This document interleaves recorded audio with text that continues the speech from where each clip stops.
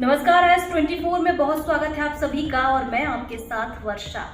दिनांक 6 जून 2025 दिन शुक्रवार कलश यात्रा श्रीमद् भागवत कथा का संगीतमय आयोजन रखा गया है। कार्यक्रम की रूपरेखा इस प्रकार से है।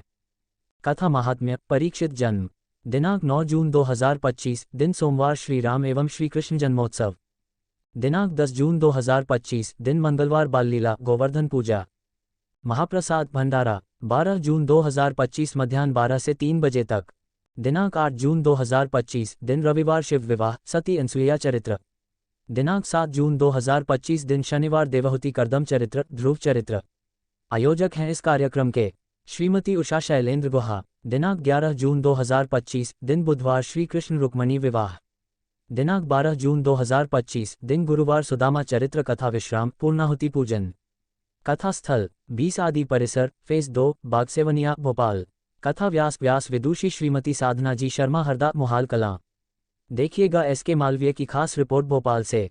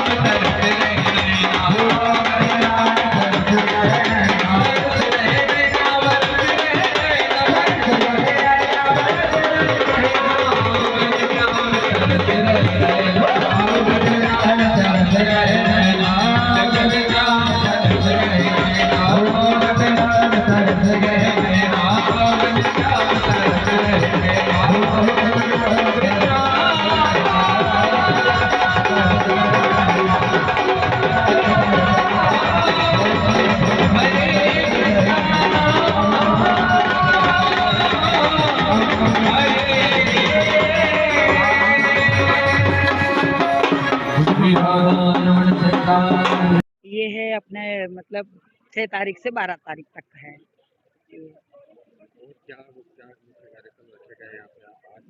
आज बहुत सुंदर प्रसंग आए। आज प्रहलाद जी का चरित्र था और इसके बाद में वामन भगवान का चरित्र, फिर इसके बाद में राम जी का चरित्र सुनाया गया और श्री कृष्ण जन्म उत्सव धूमधाम से सुंदर भाव से और भक्तगण एकत्रित होकर कृष्ण जन्म उत्सव मनाया गया है आनंद।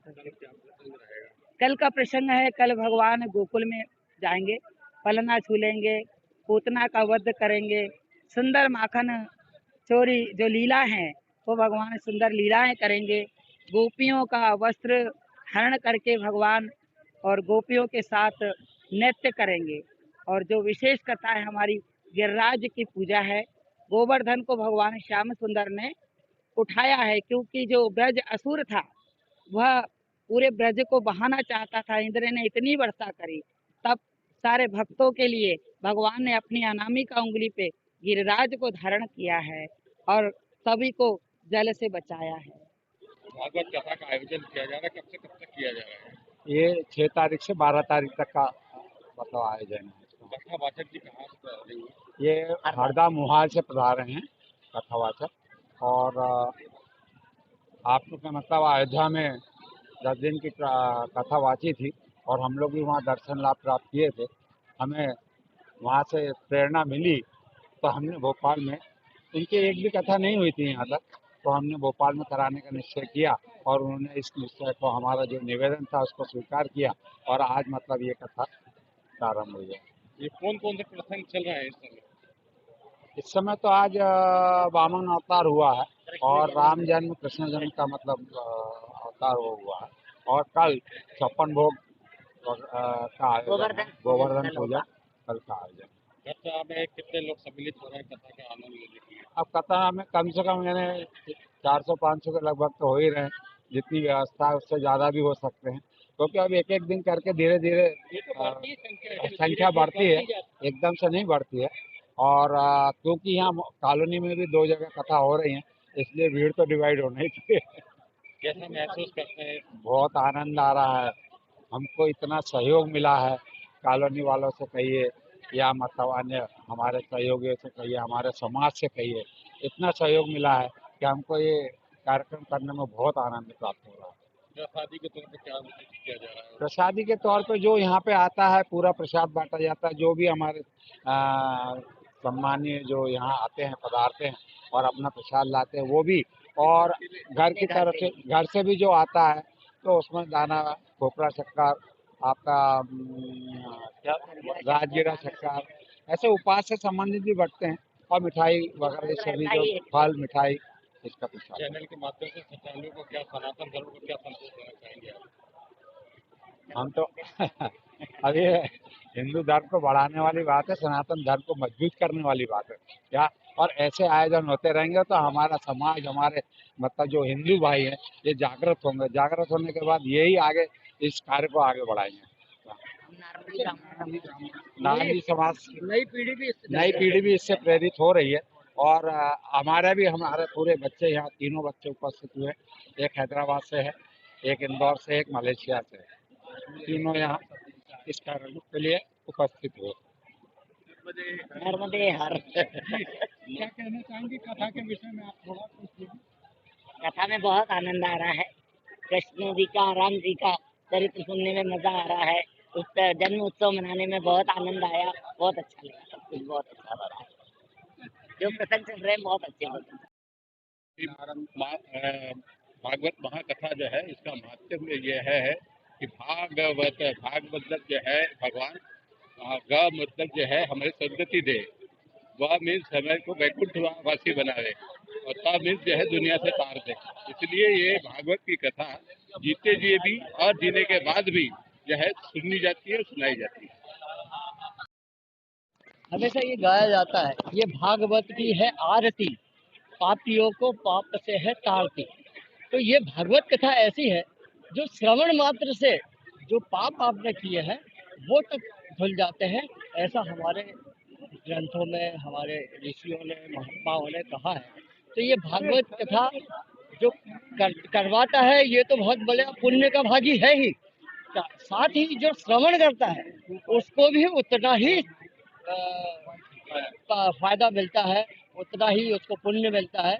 और हमेशा ये अब नई पीढ़ी को, ये हमारे इस हिंदू धर्म में नई पीढ़ी भी इससे जागृत हो, और हम ये कोशिश करते हैं कि हमारी जो नई संतान है वो भी इससे प्रेरित होकर ये कार्यक्रमों में और हिंदू धर्म को आगे बढ़ाए। हमारे एक मैं नारंगी ब्राह्मण समाज कोलार इकाई के अध्यक्ष के नाते भोपाल में आज बागसेवनिया में जो आयोजन किया जा रहा भागवत का, पूरी समाज, भोपाल समाज, कोलार समाज, जहाँ जहाँ हमारी नारंगी ब्राह्मण समाज है, प्रत्येक परिवार से कोई ना कोई व्यक्ति आ रहा है और इस भागवत में शामिल हो रहे हैं। दूर दूर से व्यक्ति आ रहे हैं, यहाँ तक कि गुहा परिवार के अलावा गुहा परिवार के जो भी बाहरी हैं उनके रिश्तेदार, खंडवा है, हरदा है, जहाँ जहाँ भी है, उज्जैन, इंदौर, वहाँ से सब व्यक्ति एक एक करके आ रहे हैं और इस कार्यक्रम में, आयोजन में शामिल हो रहे हैं। और इसमें भव्य पैमाने पे आने वाले समय 1-2 दिन में बहुत ही तादाद में जनसंख्या आपको दिखेगी और भागवत का आनंद लेंगे। नर्मदा। हमारे बड़े भाई श्री शैलेंद्र गुहा द्वारा पूर्वजों के लिए याद में उनको सम्मान देते हुए भागवत जी का आयोजन किया गया है। 5 तारीख से 12 तारीख तक आयोजन है। इसमें 5 तारीख को गंगा पूजन का त्यौहार था, चूँकि उन्होंने सभी तीर्थ कर लिए हैं, तो जहाँ गंगा जल का था सभी गंगा जल का पूजन किया था 5 तारीख को।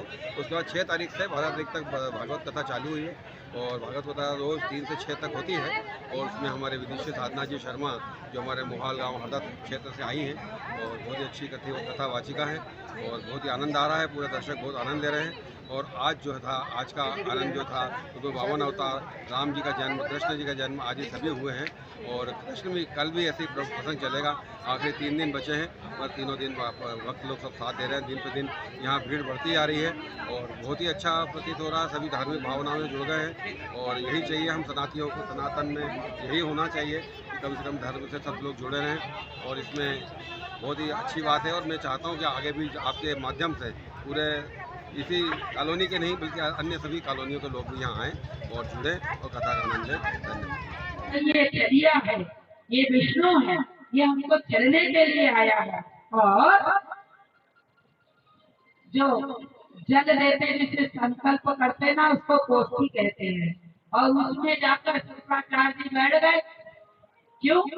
कि जब जल ही ना गिरेगा तो संकल्प कैसा पूरा होगा।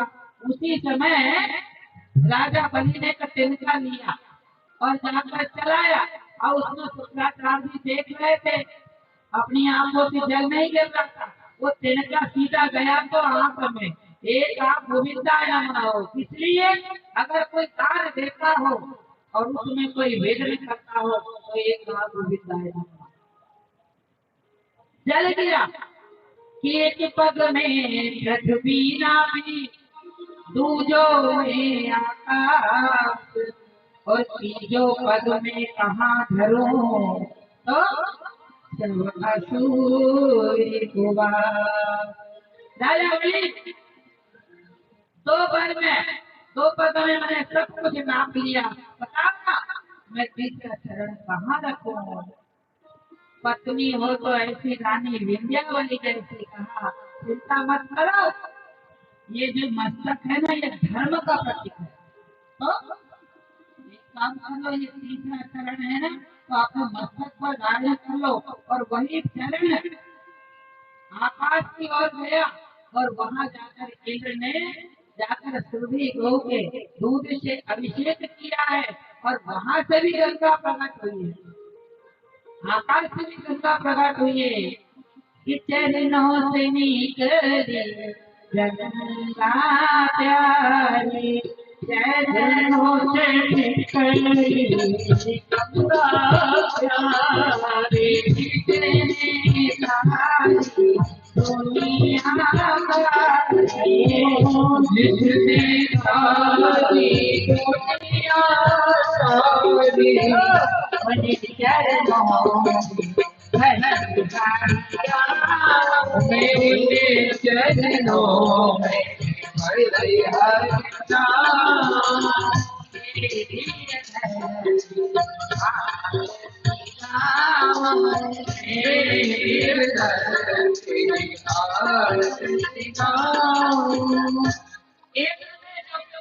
भगवान का चरण बढ़ता हुआ आकाश में गया तो दूध से अभिषेक किया है और चरण की पूजा की है।